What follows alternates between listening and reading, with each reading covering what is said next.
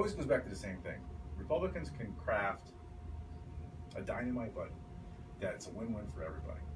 And you know, deep down in your heart, it's not passing because you just are outnumbered. So, how does that make you feel on a regular basis?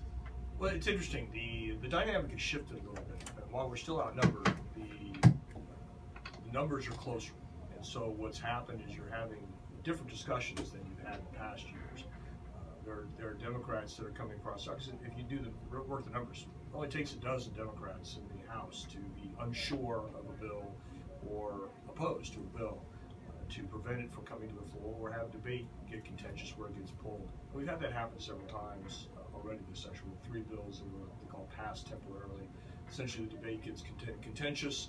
The leadership realizes that the bill is not ready for prime time, if you will, and it gets pulled. So that's the thing that has changed with the increased Republican leadership, Republicans in the House. So, though there are still bills that get passed on party line votes or majority party line votes, there's a different discussion happening.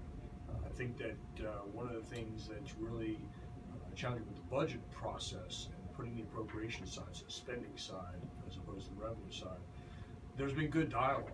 As you said, Republicans put out a budget, didn't raise taxes, restored much of the social service programs that the governor essentially gutted in his proposal. He proposed his budget in February, 2.5–3 weeks ago. The Republicans proposed their budget. And then the Appropriations Committee, led by the Democrats, proposed their budget. And it was passed out on a party line vote. There was, in fact, the proposal by the Appropriations Committee spent over $300 million more than the governor proposed. They did restore much of the social service cuts that the governor had made. But in the process, they spent $300 million each year more than what the governor proposed. And in order to stay underneath the spending cap, which has got a lot of discussion over the last several years, they moved another $1.8 billion out from underneath the cap, unfunded employee liabilities that for the state employees that are now moved out from under and no longer counted underneath the cap.